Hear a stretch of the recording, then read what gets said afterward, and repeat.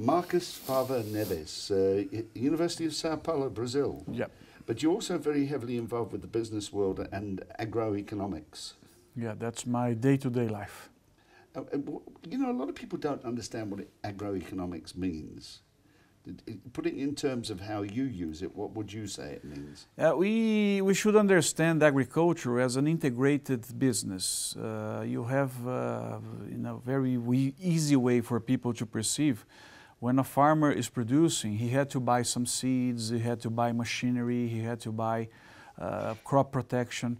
These companies have to buy some other inputs to produce these inputs that the farmer is using.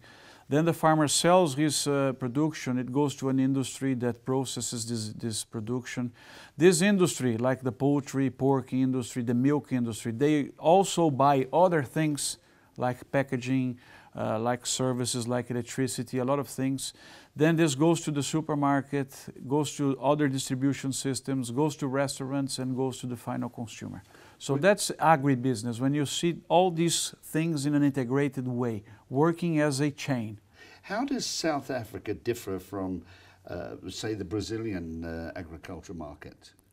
Well, first of all, it's in terms of the resources available.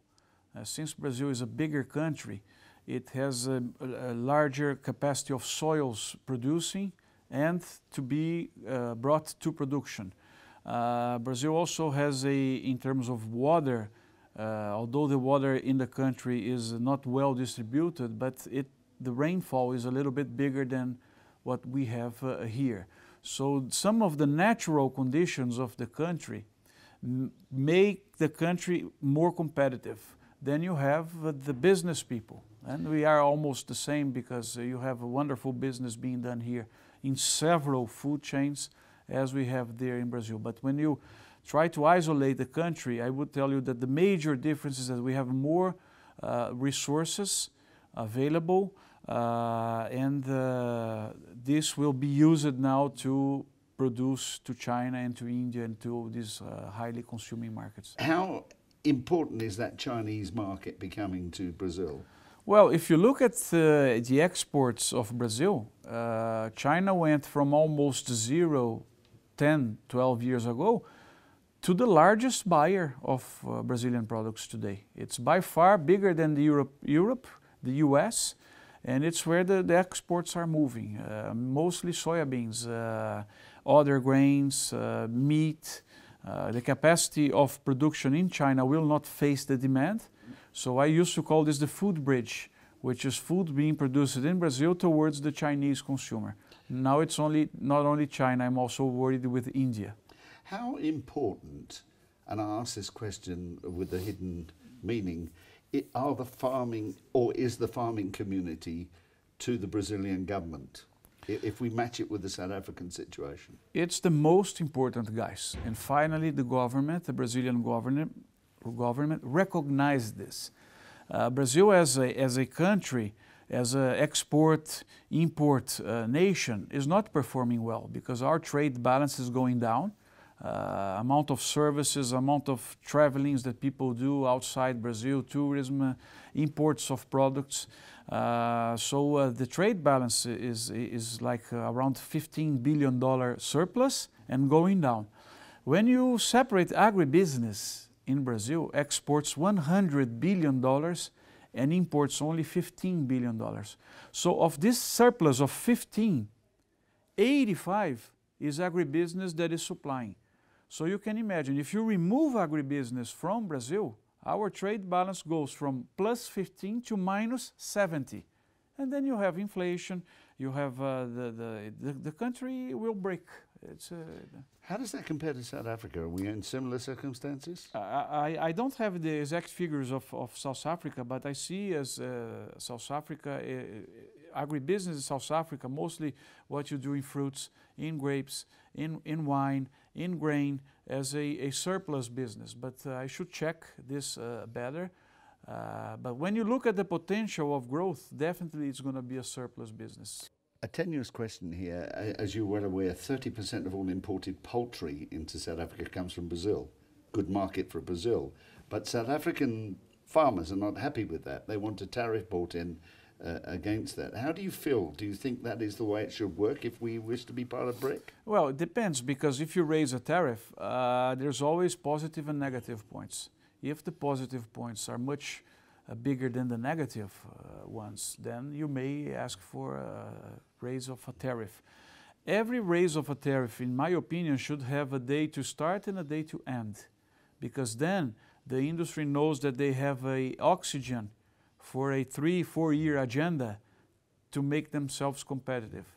Because if not, you keep protecting someone that may not be competitive at the expenses of the consumer. So it's the South African consumer paying for an industry that cannot be competitive in the future. I'm not telling that the poultry industry cannot be competitive. I think it can.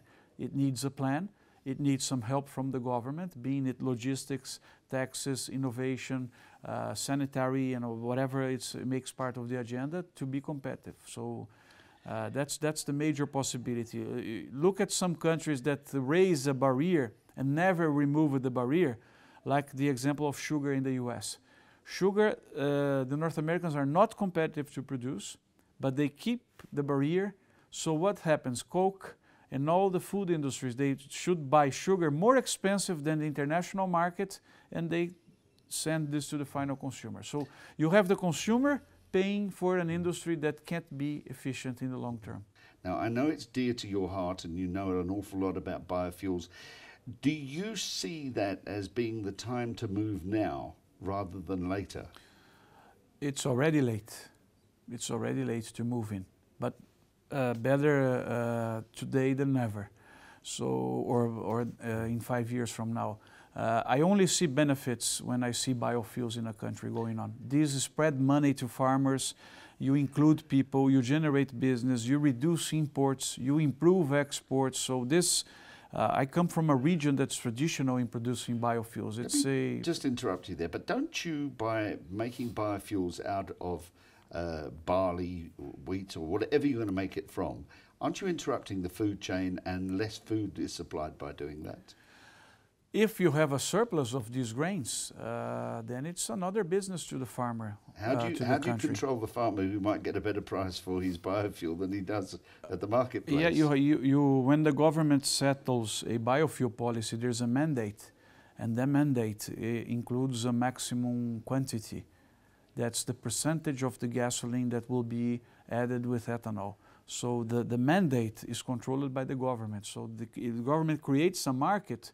But if farmers are wanting to do only biofuels and forgetting about the food, that's the mandate. So the government keeps the power of where the grain is going. So the safety valve is, if farmer A makes too much of a product, he can only sell a percentage of that to the marketplace for biofuels. Yeah, the Brazilian biofuel markets it's a country where you have the highest percentage of biofuel use. Is in Brazil, is in my region.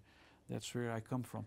And in Brazil, it used to be almost 50% of the fuel consumed by the country with the small cars, not considering here the trucks and buses, the diesel engines, was ethanol.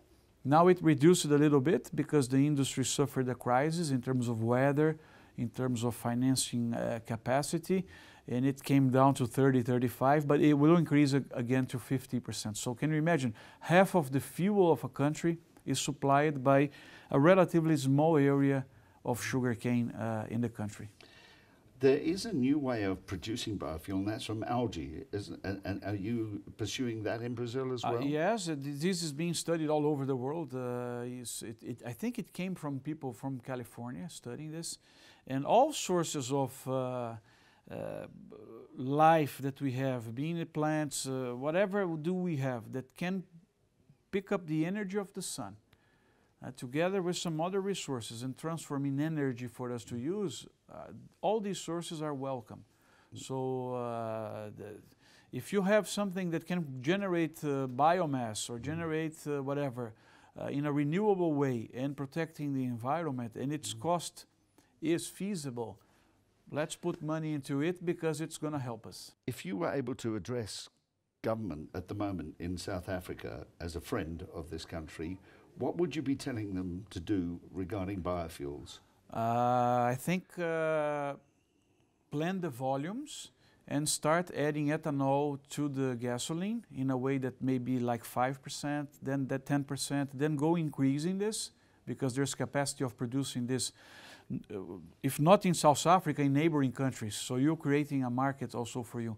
And after that, you may also think in what's feasible for biodiesel, to produce oil to be added to the diesel that's used. So this is this should be a immediate plan because the government will win a lot, the private sector will win a lot, and the poor community will also win a lot because there's going to be more jobs for them and more money for the policies that are addressing them. I can tell you the story in Brazil is marvelous. So the story in the US is marvelous. Whatever you see, Colombia is marvelous. All countries moving in are having beautiful stories to tell. So I think it should start this afternoon. On a final note, before I let you go, would you be available to consult with the South African government if they so wished? That's our role as scientists, is to help to improve life in the world. All scientists is working for a better life. So we have these ideas, they're all written. I wrote a paper 2 years ago, an article telling about the benefits of biofuels for Africa, for South Africa. So it's there, so we're always available. Marcus Fava Neves, thank you very much. My pleasure. Thank you.